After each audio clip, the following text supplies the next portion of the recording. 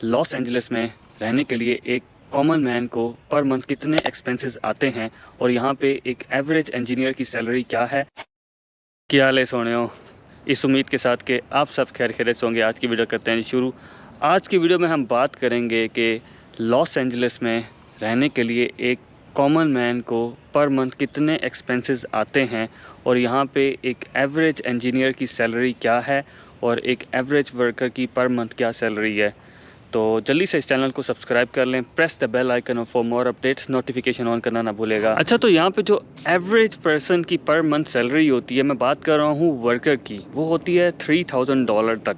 मैं Los Angeles की बात कर रहा हूँ। यहाँ पे अगर आप डिफरेंट स्टेट पर जाएँ तो फिर वो थोड़ी डिफरेंट हो सकती है। तो खैर मैं अभी कैलिफोर्निया में हूँ तो मैं कैलिफोर्निया की बात करूँगा। तो यहाँ पर जो एवरेज वर्कर है उसकी सैलरी होती है जी 3000 पर मंथ। और एक इंजीनियर की बात कर लेते हैं तो वो होती है आलमोस्ट 5000। स्टार्टिंग सैलरी की बात कर रहा हूँ, अगर वो उसके पास एक्सपीरियंस है तो वो 6000 तक हो जाती है।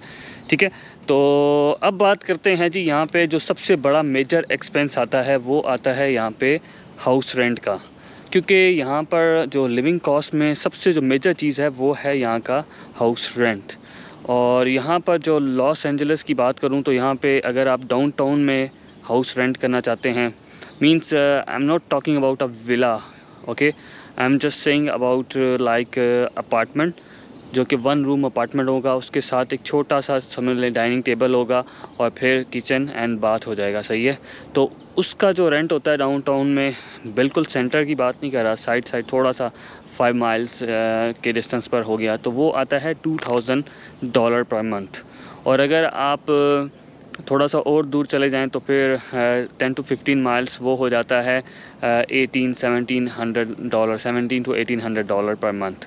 लेकिन अगर आप शेयरिंग में चले जाते हैं तो फिर आपको LA में डाउनटाउन के करीब करीब $1000 में पर मंथ मिल जाता है। तो हम चलें एवरेज ले लेते हैं कि शेयरिंग में न्यू पर्सन है तो वो शेयरिंग में रह लेगा, तो उसका रेंट आएगा 1000 पर मंथ। और अब जो दूसरा यहाँ पर उसको एक्सपेंस पड़ेगा वो होता है जी यूटिलिटीज़ बिल।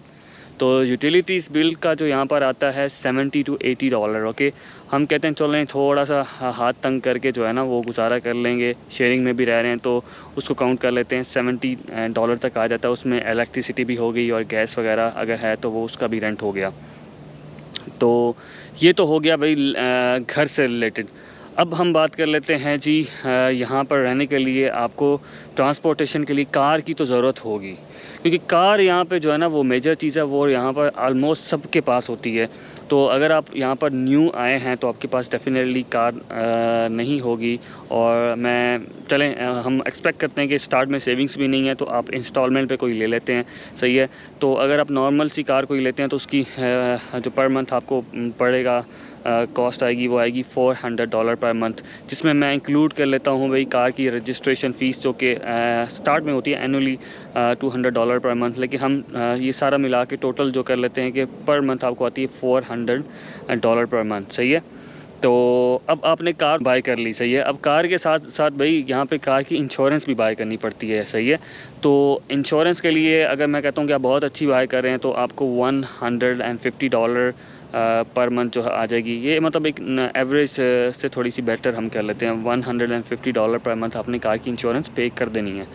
और उसके बाद कार से रिलेटेड एक और एक्सपेंस आ जाएगा, वो आ जाएगा जी कार गैस, क्योंकि गाड़ी पानी पे तो नहीं चलेगी, उसके लिए आपको गैस या पेट्रोल, जिसको हम नॉर्मली पेट्रोल भी कहते हैं एशिया में, तो उसका जो रेंट आएगा वो आपको कॉस्ट आएगी, वो ऑलमोस्ट आएगी, डिपेंड करता है आप कितना चलाते हैं। सही है, आप वीकेंड पे लॉन्ग ड्राइव पे जाते हैं या कोई ट्रैवल करते हैं तो हम कहते हैं कि चलें नॉर्मली काउंट कर लेते हैं 100 से 150 पर मंथ आपकी हो गई। अच्छा, तो अब एक और मेजर एक्सपेंस के बारे में बात करते हैं जो कि होता है आपकी ग्रॉसरी, जो कि डिपेंड करता है कि आप घर में कुकिंग करते हैं या फिर आप बाहर जाकर खाना खाते हैं। अगर आप बाहर खाना खाएंगे तो डेफिनेटली वो एक्सपेंसिव होगा। और यहाँ पे एवरेज मैं कह रहा हूँ कि बहुत ही नॉर्मल खाने की जो कॉस्ट आ जाती है वो आती है $10 कर लेते हैं। ठीक है, तो अगर आप ख़ुद कुकिंग करेंगे तो आपको काफ़ी कम एक्सपेंस आएगा। तो हम चलें डिसाइड करते हैं कि ख़ुद कुकिंग करेंगे पर मंथ, तो उसका जो एक्सपेंस आएगा, जिसमें मैं ग्रॉसरी में खाने पीने की चीज़ें और टॉयलेटरीज़ वगैरह भी इंक्लूड कर लेता हूँ कि थोड़ा सा हाथ तंग करके जो है ना गुजारा कर लेंगे, तो वो आएगा अराउंड $300 पर मंथ। ठीक है, तो ये होगी आपकी ग्रॉसरी। और उसके बाद फिर हम यहाँ पर जो हमें एक और एक्सपेंस आएगा वो होगा भैया आपका नेटवर्क प्लान, आपके सिम कार्ड के की प्राइस। और सिम कार्ड अगर आप यहाँ पर नए हैं तो आप आकर परचेज़ कर सकते हैं। बेस्ट बाय यहाँ पर एक शॉप होती है, वहाँ पे इलेक्ट्रॉनिक्स की समझ लें एक प्लाज़ा ही होता है, तो वहाँ पर जाके आप सिम कार्ड या इलेक्ट्रॉनिक्स से कोई से रिलेटेड कोई भी चीज़ परचेज़ कर सकते हैं। जो कि अगर आप मिंट मोबाइल का डाटा परचेज़ करते हैं अनलिमिटेड पर मंथ, उसकी कॉस्ट होती है $30। तो चलें ऐड डाउन कर लेते हैं कि $30, क्योंकि नेटवर्क के बगैर तो आप ना ट्रैवल कर पाएंगे, क्योंकि आपको गूगल मैप वगैरह इस चीज़ों की ज़रूरत होगी। और अब जो एक एक्सपेंस आपको और यहाँ पर आएगा वो होता है जी आपकी हेल्थ इंश्योरेंस। और हेल्थ इंश्योरेंस डिपेंड करती है यहाँ पर कि आपकी एज कितनी है, क्या आपको कोई मेजर डिसीज़ है या नहीं है, या फिर इसके अलावा आप की कंपनी किस कंपनी में जॉब करें तो उनका ही डिफरेंट पॉलिसी होती है और स्टेट पर भी डिपेंड करती है। चलें हम एक एवरेज इंश्योरेंस देख लेते हैं कि ईयरली जो आपको पड़ेगी $240 पर ईयर, ठीक है, और पर मंथ उसकी कॉस्ट आ जाएगी $20।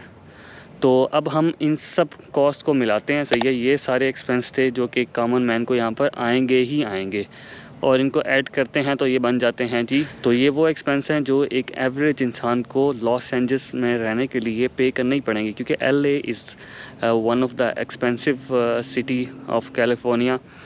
और अगर आप दूसरी स्टेट में जाते हैं तो डेफ़िनेटली वहाँ पर रेंट या घर का जो रेंट है उसकी प्राइस कम होगी, तो कॉस्ट भी कम हो जाएगी, ठीक है। तो अब हम बात कर लेते हैं उन एक्सपेंसेस की जो मैंने इसमें इंक्लूड नहीं की है, जो कि एडिशनल यहाँ पे लोग करते हैं। वो है ये कि यहाँ पे नेटफ्लिक्स की तो सबको आदत होती है कि उसकी मेंबरशिप परचेज़ कर लेनी है, सही है। अगर आप विद एड्स परचेज़ करते हैं तो वो आती है यहाँ पे अराउंड $7। अगर आप विदाउट एड्स परचेज़ करते हैं तो वो $15 आ जाती है, ठीक है। उसके अलावा लोग यहाँ पे यूट्यूब का भी प्रीमियम पैकेज ले लेते हैं, जो कि इंडिविजुअली पड़ता है अराउंड 14। अगर आप फैमिली के लिए परचेज़ कर रहे हैं जिसमें 2 से 3 हो जाएंगे, फिर वो $25 से $40 तक चला जाता है, ठीक है।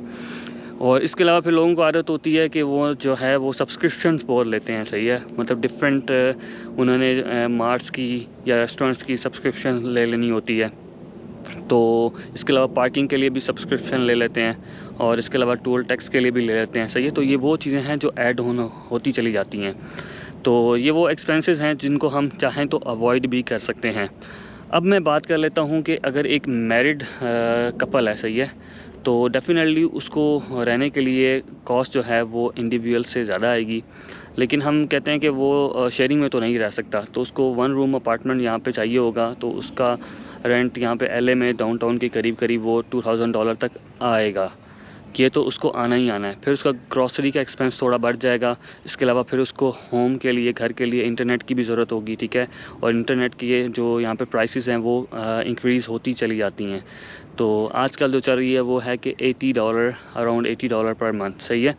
और उसके अलावा फिर वो ग्रॉसरी की भी जो है वो एक्सपेंस थोड़ी सी बढ़ जाएगी। तो ये सारा एवरेज वगैरह मैंने ना कैलकुलेट करके एक शीट बना के, जो कि भी मैंने अटैच कर दी, आप देख सकते हैं कि इतना उसको रेंट आएगा। अब बात कर लेते हैं यहाँ पे स्टूडेंट की। तो स्टूडेंट जो हैं वो यहाँ पर शेयरिंग प्लस शेयरिंग में रह सकते हैं। मतलब ये है कि आप रूम भी शेयर कर सकते हैं। मतलब एक रूम में मैंने यहाँ पे देखा है कि स्टूडेंट्स जो हैं वो 4 भी रह रहे होते हैं, सही है। वो मैनेज कर रहे होते हैं। एक तो 2 सिंगल बेड कर लेते हैं, डबल बेड पे 2 एडजस्ट हो जाते हैं, या फिर वो वहाँ पे सोफ़ा बेड होते हैं तो वो लगा के जो है ना 4 मैनेज कर रहे होते हैं। तो उनकी फिर जो कॉस्ट है जो यहाँ पे है, हाउस जो रेंट वगैरह है, वो अराउंड जो है आ जाती है इस तरीके से $300, ओके। और फिर वो कुकिंग वगैरह भी शेयरिंग में करते हैं, और बाहर वगैरह ज़्यादा नहीं खाते, और फिर बाहर ज़्यादा जाते भी नहीं हैं। और वो ज़्यादा से ज़्यादा जो है उन्होंने यूनिवर्सिटी जाना होता है तो वो पब्लिक ट्रांसपोर्ट वगैरह यहाँ पे यूज़ कर लेते हैं। तो उनकी वो भी कॉस्ट जो है कार की वो भी कम हो जाती है, और फिर ग्रॉसरी वो भी कम हो जाती है डेफिनेटली। और फिर जो इंटरनेट सिम कार्ड का वो पैकेज है वो तकरीबन अनलिमिटेड फिर वो नहीं लेते, वो फिर 5 MB का परचेज़ कर लेते हैं, जो कि उनको $15 पर मंथ पड़ जाता है, ठीक है। तो इस तरीके से वो कॉस्ट को कट कर के जो है उनका जो यहाँ पे मंथली एक्सपेंस है वो उनको इतना पड़ जाता है। तो उम्मीद है दोस्तों आज की वीडियो आपको पसंद आई हुई होगी, और आप अगर किसी और स्टेट में हैं यहाँ पे यूएसए में रह रहे हैं तो कमेंट्स के थ्रू मुझे बताएं कि आपको पर मंथ यहाँ पे कितना एक्सपेंस आता है, ताकि मुझे भी अंदाज़ा हो सके कि दूसरी स्टेट्स में क्या एक्सपेंसेस हो रहे हैं। अच्छा, तो अब मैं निकलता हूँ, लेकिन आपने सब्सक्राइब किए बगैर नहीं जाना। मिलते हैं नेक्स्ट वीडियो में इस उम्मीद के साथ कि आप अपना और अपने इर्द गिर्द लोगों का बहुत ख्याल रखेंगे। कनेक्ट उस्मान।